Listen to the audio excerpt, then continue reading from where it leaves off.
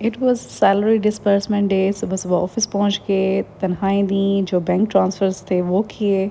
सुबह नाश्ते में मैंने as usual one handful of nuts और कॉफ़ी ली, और उसके बाद ड्रेस चूज़ किया। जल्दी में थी, लेकिन ये ड्रेस मैंने पिक किया, लाइट पेपर सिल्क का ड्रेस है ये, ग्रीन कलर का, और इसके साथ ग्रीन ही दुपट्टा है। ये मैंने खुद स्टिच करवाया था।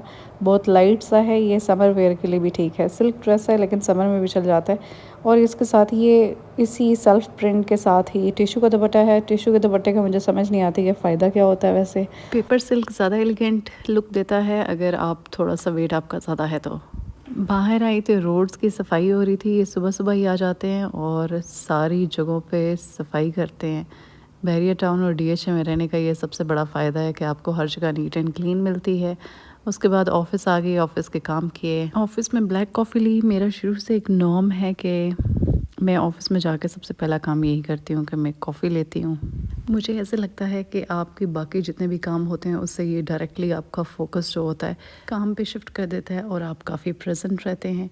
बाहर आके व्यू चेक किया और यहाँ पे भी काफ़ी ज़्यादा हॉर्सेस थे। हॉर्सेस से हम कल भी मिलने के लिए गए थे और मैं एक प्रॉपर अपना रूटीन स्टार्ट करने वाली हूँ। थोड़ा सा डिफरेंट होगा, लेकिन वीक के कुछ डेज़ में मैं राइडिंग के लिए जाया करूँगी।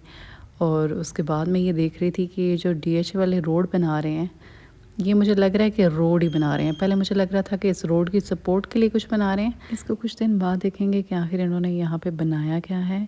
बाकी इससे आगे का सारा एरिया भी डीएचए ने एक्वायर कर लिया है। और यहाँ पे इनके हेलीकॉप्टर्स भी तकरीबन डेली लैंड करते हैं। और इसके बाद मैं घर आ गई। शदीद किस्म की भूख लगी हुई थी। भूख नहीं लगी हुई थी इसलिए कि सुबह सिर्फ नट्स और कॉफ़ी लेके गई थी और काफ़ी टाइम हो चुका था। शाम को 4 बजे के करीब घर आई तो मुझे सर में कुछ दर्द हो रहा था, इसलिए मैंने फ़ौरन से खीरे के ऊपर सॉल्ट डाल के खाया। और आप यकीन करें, जब तक कि मैंने प्लेट ख़त्म की मेरे सर का दर्द बिल्कुल ठीक हो चुका था।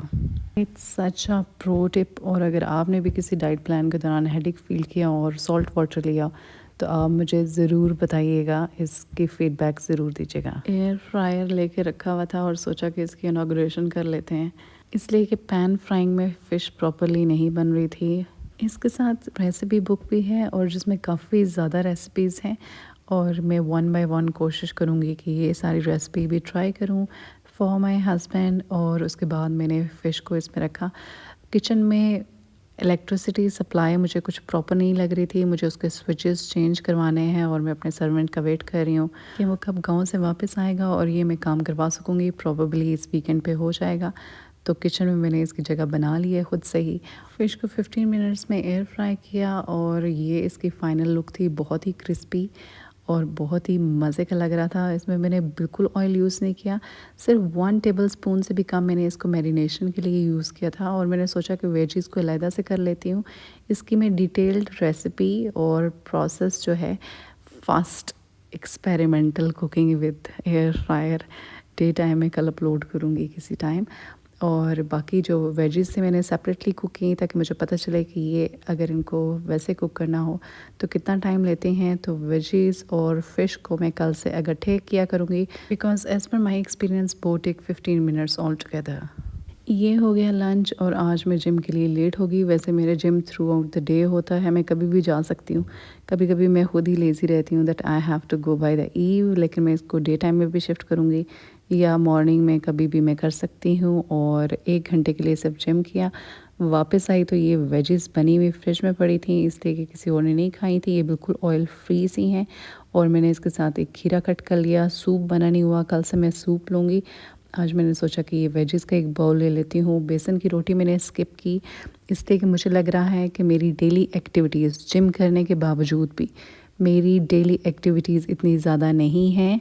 इसलिए मुझे लगता है कि मेरी बॉडी इन कैलोरीज़ पे मेंटेनेंस कैलोरीज़ पे आ चुकी है कुछ ना कुछ, इसलिए मुझे थोड़ा सा कट डाउन करने की ज़रूरत है। शायद मेरा काम इतना ज़्यादा नहीं होता फिज़िकल एक्टिविटी। इसके बाद मैं आलमंड मिल्क के साथ ही मैग्नीशियम सप्लीमेंट ले रही हूँ।